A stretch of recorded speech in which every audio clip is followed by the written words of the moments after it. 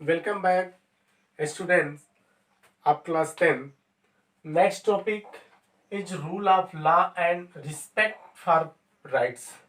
Rule of law and respect for life, यानी कि कानून का शासन एंड रिस्पेक्ट फॉर राइट्स, और हमारे जो राइट्स हैं, फंडामेंटल राइट्स हैं, इनका रिस्पेक्ट, इनसे रिलेटेड एक जिम्बाब्वे कंट्री पे एक एग्जाम्पल है जिसको हम लोग एक्सप्लेन करने का काम करेंगे और इसे अंडरस्टूड करने का काम करेंगे. तो लेट अस गो.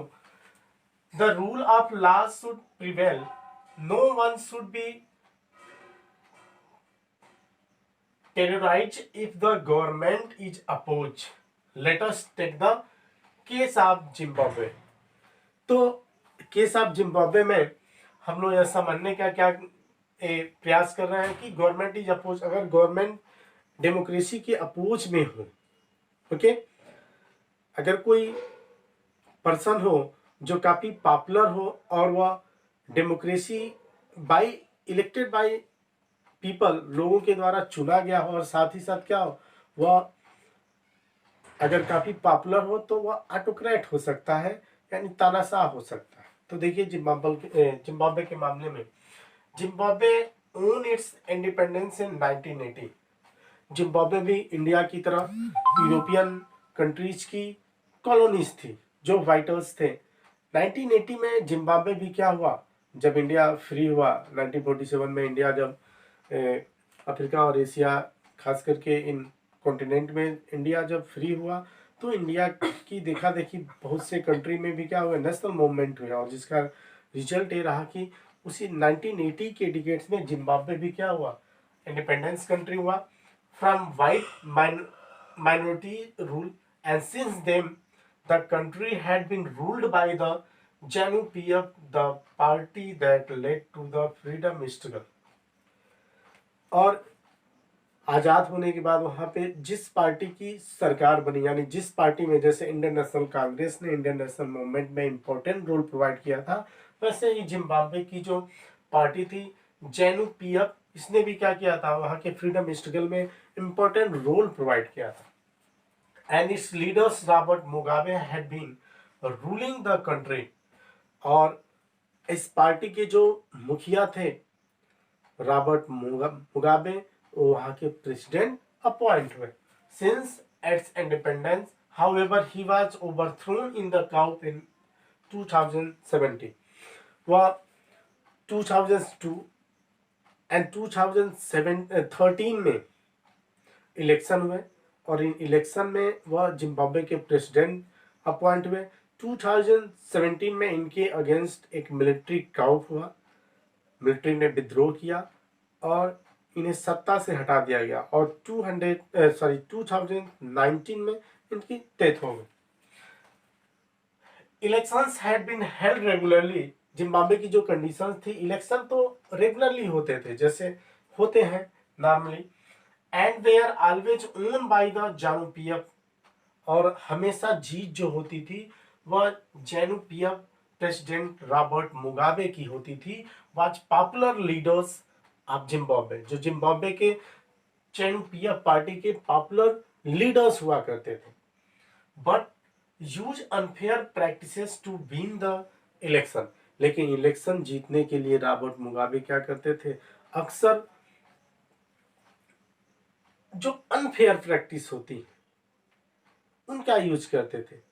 जैसे जब इलेक्शन होता था तो इलेक्शन में पब्लिक में पैसा डिस्ट्रीब्यूट कराते थे, साथ ही साथ जो बूथ्स होते थे, बूथ कैप्चरिंग का काम होता था. तो बहुत से रॉन्ग वे, बहुत से गलत तरीके अपना के क्या करते थे, ये अपनी पार्टी को जीत दिलाते थे.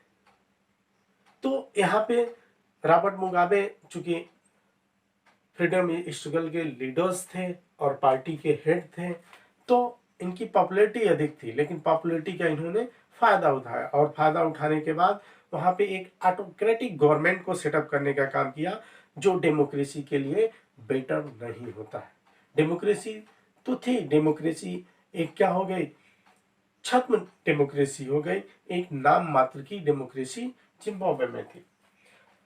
And the constitution had been changed several time. और रॉबर्ट मुगाबे के द्वारा टाइम टू टाइम कॉन्स्टिट्यूशन को चेंज, यानी कि जो स्टार्टिंग में कॉन्स्टिट्यूशन प्रिपेयरिंग किया गया था उसमें टाइम टू टाइम जब भी अपने पावर को इंक्रीज करने की बात हुई तो रॉबर्ट मुगाबे ने क्या किया, जिम्बाब्वे के कॉन्स्टिट्यूशन में अपने अकॉर्डिंग चेंजिंग्स किए, अमेंडमेंट किए और अपने पावर को इंक्रीज करने का काम किया।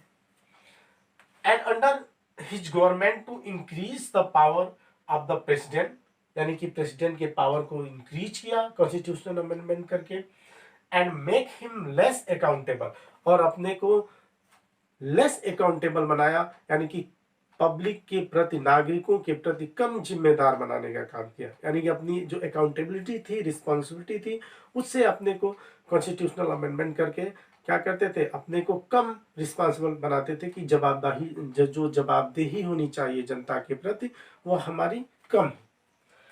एंड पब्लिक प्रोटेस्ट, अगर पब्लिक प्रोटेस्ट भी होते थे, एंड डिमॉन्स्ट्रेशन, अगर पब्लिक कोई विरोध भी करती थी इसका या कोई मांग भी करती थी कि नहीं ऐसे नहीं ऐसे होना चाहिए, अगेंस्ट द गवर्नमेंट, गवर्नमेंट के अगेंस्ट वे डिक्लेयर्ड इलीगल, तो उसे इलीगल डिक्लेयर्ड कर दिया जाता था बाय गवर्नमेंट।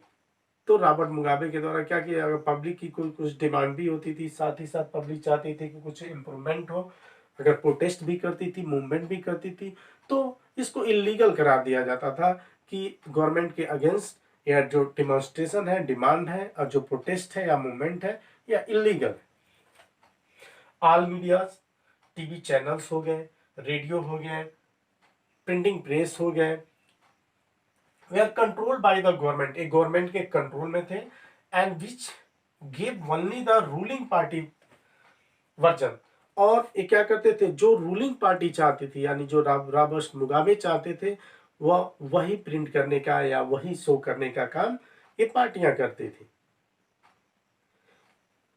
खासी जो वहाँ के स्कूल्स थे, स्कूलों की भी जो कंडीशन थी उसमें भी क्या था, अपने अकॉर्डिंग वहाँ के सिलेबस को प्रिपेयर किया जाता था पार्टी के अकॉर्डिंग, और उस स्कूलों में वैसे सिलेबस को अप्लाई किया जाता था। तो एक कंडीशन ऐसी थी कि जो rule of law and respect of rights थे, जो एक डेमोक्रेसी में, एक ट्रू डेमोक्रेसी में होने चाहिए, उसको रॉबर्ट मुगाबे ने क्या किया, उसको अनफेयर करने का काम किया।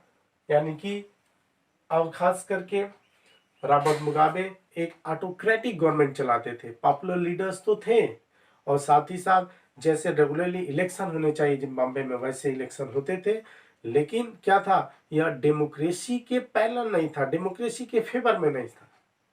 डेमोक्रेसी जो फंडामेंटल राइट होते हैं, डिमॉन्स्ट्रेशन को भी फॉलो करती है, पब्लिक अगर डिमांड कर रही तो पब्लिक की डिमांड को जो लीगल है मानने का काम करती है, साथ ही साथ मूवमेंट को भी, पिकेट को भी, इन सब को भी प्रमोट करने का काम करती है।